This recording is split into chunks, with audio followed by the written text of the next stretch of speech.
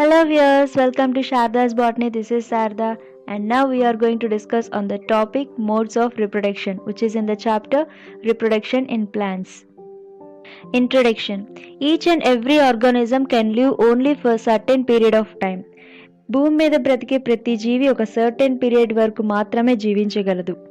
The period from birth to the natural death of an organism represents its life span.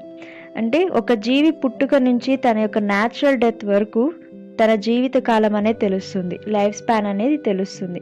ఇంకా చూస్తే కొన్ని ఆర్గానిజమ్స్లో life spans చూస్తే ఇంట్రెస్టింగ్గా ఆశ్చర్యంగా ఉంటుంది. కొన్నిటికి డేస్లోనే లైఫ్ స్పాన్ అయిపోతే మరికొన్నిటికి thousands of years life span అనేది ఉంటుంది.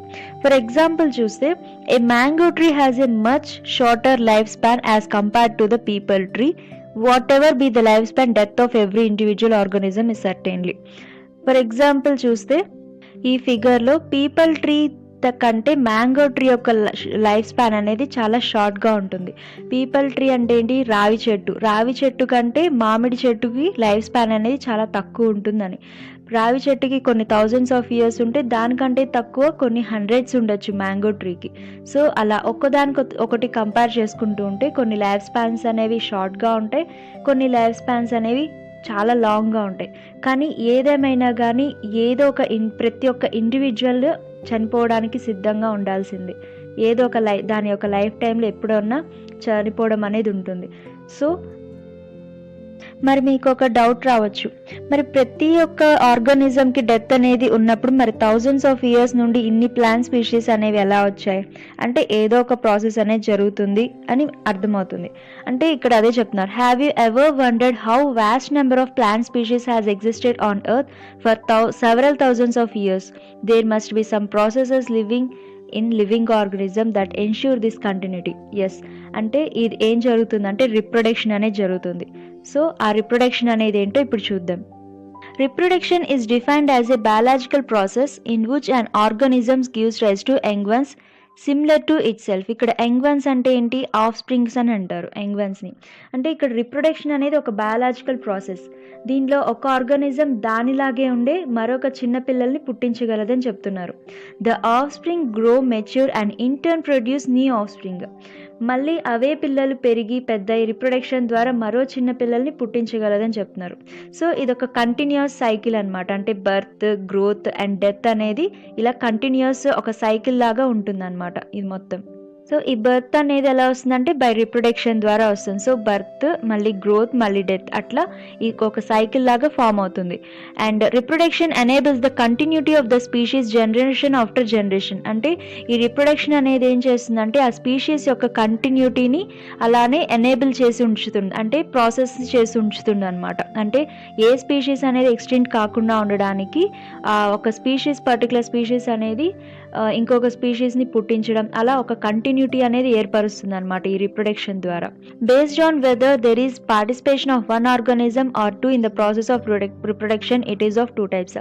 అంటే ఈ రిప్రొడక్షన్ ప్రాసెస్లో ఒక ఆర్గానిజమే పార్టిసిపేట్ చేస్తే ఒక type of reproduction, two organisms participate చేస్తే ఇంకొక టైప్ ఆఫ్ రిప్రొడక్షన్. అంటే ఇక్కడ టూ టైప్స్ ఆఫ్ రిప్రొడక్షన్స్ అనేవి ఉన్నాయి. అవేంటంటే asexual reproduction and sexual reproduction. Asexual reproduction అంటే ఏంటంటే ఓన్లీ సింగిల్ పేరెంట్ అనమాట. అంటే ఇంకా సెకండ్ పేరెంట్ అవసరంలో ఓన్లీ సింగిల్ పేరెంట్ కనుక ఇన్వాల్వ్ అయితే ఈ రిప్రొడక్షన్లో దాన్ని అసెక్షువల్ రిప్రొడక్షన్ అంటారు. అదే సెక్షువల్ రిప్రొడక్షన్ అంటే కనుక టూ పేరెంట్స్ అంటే male and female two opposite sex వాళ్ళు కనుక టూ పేరెంట్స్ అనేది ఇన్వాల్వ్ అయి ఉంటే కనుక దాన్ని ఆ టైప్ ఆఫ్ రిప్రొడక్షన్ని సెక్షువల్ రిప్రొడక్షన్ అని అంటారు. నెక్స్ట్ వన్ అసెక్షువల్ రిప్రొడక్షన్ గురించి చూస్తే in this method a single individual is capable of producing offspring. అంటే ఈ టైప్ ఆఫ్ రిప్రొడక్షన్లో ఓన్లీ సింగిల్ పేరెంట్ ఇన్వాల్వ్మెంటే ఉంటుంది. As a result the offspring produced are not only identical to one another but are also exact copies of their parent. అంటే ఇంకా of springs కూడా ఎలా ఉంటాయంటే ఎగ్జాక్ట్ కాపీస్లా ఉంటాయి అన్నమాట. The asexual reproduction is a common among single celled organisms. Single celled ఆర్గానిజమ్స్లో ఈ అసెక్షువల్ రిప్రొడక్షన్ అనేది చాలా కామన్గా ఉంటుంది. అండ్ ఎగ్జాంపుల్ చూస్తే కనుక బ్యాక్టీరియా అనేది ఒక సింగిల్ సెల్డ్ ఆర్గానిజం కాబట్టి అండ్ ఇందులో ఎలా జరుగుతుందంటే asexual reproduction by binary fission ద్వారా జరుగుతుందన్నమాట. అండ్ ఇక్కడ ఈ ఫిగర్‌లో చూస్తే ఇది బ్యాక్టీరియాలో ఇలా బైనరీ ఫిజన్ అనేది జరుగుతుంది. ఇక్కడ చూస్తే గనుక ఇలా సెల్ డివిజన్ అనేది జరిగి మొత్తం ఇట్లా 2 ఇండివిడ్యువల్, అది కూడా ఓన్లీ ఎగ్జాక్ట్ కాపీస్ లాగా ఈ బ్యాక్టీరియా అనేది ఇలా రిప్రొడక్షన్ జరుగుతుంది. అది అసెక్షువల్ రిప్రొడక్షన్ అనమాట. అండ్ నెక్స్ట్ ఎగ్జాంపుల్ చూస్తే ఈస్ట్‌లో అయితే గనుక అసెక్షువల్ రిప్రొడక్షన్ అనేది బడ్డింగ్ ద్వారా జరుగుతుంది. ఇది చూస్తే గనుక ఇది ఈస్ట్‌లో ఇలా బడ్డింగ్ అనేది ద్వారా ఇలా అసెక్షువల్ రిప్రొడక్షన్ అనేది జరుగుతుంది. ఇంకా ఫంగై కానీ సింపుల్ ప్లాంట్స్ లైక్ ఆల్గేలో ఎలా జరుగుతుందంటే అసెక్షువల్ రిప్రొడక్షన్ అనేది బై స్పోర్స్ ద్వారా జరుగుతుందన్నమాట. ఈ స్పోర్స్ అనేవి చాలా మైక్రోస్కోపిక్గా ఉంటాయి. సో ఆ స్పోర్స్ ద్వారా ఇక్కడ రిప్రొడక్షన్ అనేది జరుగుతుంది ఈ ఫంగై అండ్ ఆల్గే ప్లాంట్స్లో. ఎగ్జాంపుల్ చూస్తే కనుక ఈ క్లామిడోమోనాస్ దాంట్లో జూస్పోర్స్ ద్వారా, ఇంకా పెన్సిలియం వాటిలో కొనిడియోస్పోర్స్ ద్వారా ఇలా అసెక్షువల్ రిప్రొడక్షన్ అనేది జరుగుతుంది. Next another type of asexual reproduction seen in plants is vegetative reproduction. అంటే కొన్ని ప్లాంట్స్లో వెజిటేటివ్ రిప్రొడక్షన్ అనేది కూడా జరుగుతుంది. ఎందుకంటే ఇది కూడా ఒక అసెక్షువల్ రిప్రొడక్షనే అనమాట. ఎలాగంటే ఇక్కడ కూడా ఒక సింగిల్ పేరెంట్ ఇన్వాల్వ్మెంటే జరుగుతుంది కాబట్టి సో ఇది కూడా అసెక్షువల్ రిప్రొడక్షన్లో ఒక టైప్ ఆఫ్ రిప్రొడక్షన్, అదేంటంటే వెజిటేటివ్ రిప్రొడక్షన్. అండ్ ఇంకా in multicellular or colonial forms of algae, moulds and mushrooms, the body may split or break or get separated into small portions and each fragment thus formed develops into a mature individual.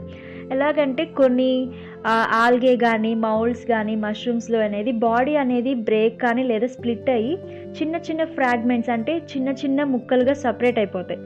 ఆ separate అయిన fragments ఏంటంటే ఇంకొక mature ఆర్గానిజంగా develop అవుతుంది. ఈ type of vegetative రిప్రొడక్షన్ని fragmentation అని కూడా పిలుస్తారు. This process of vegetative reproduction is also called fragmentation.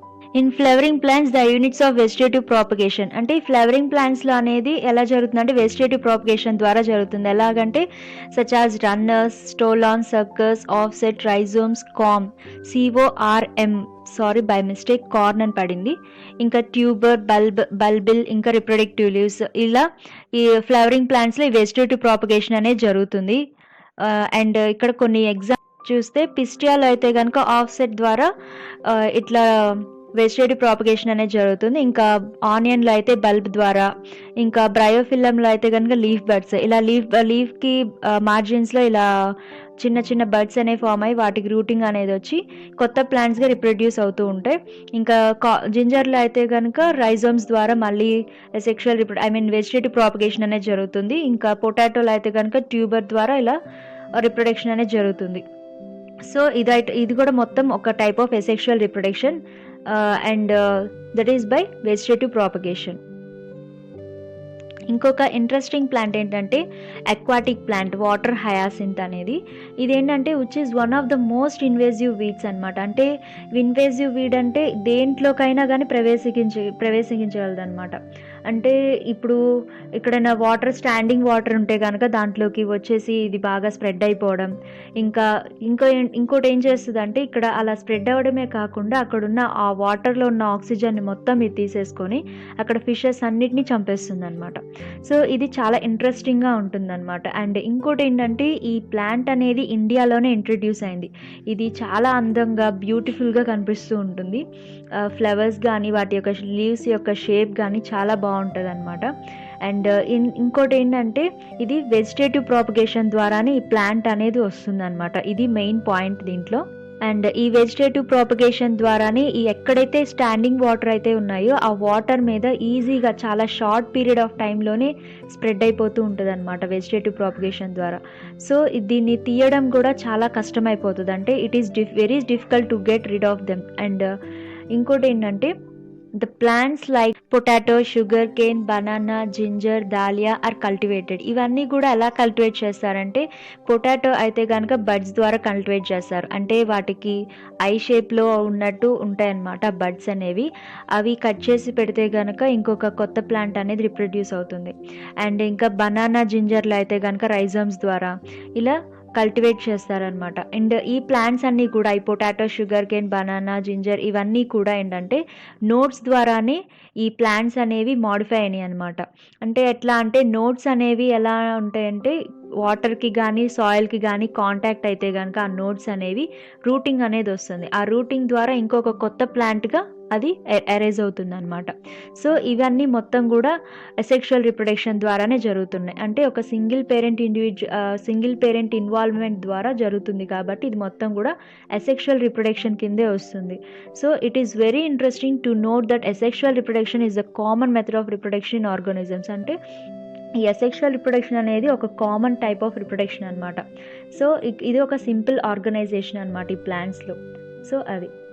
So that's all the topic. If you like my explanation, please share and subscribe to Sharda's Botany. Thank you.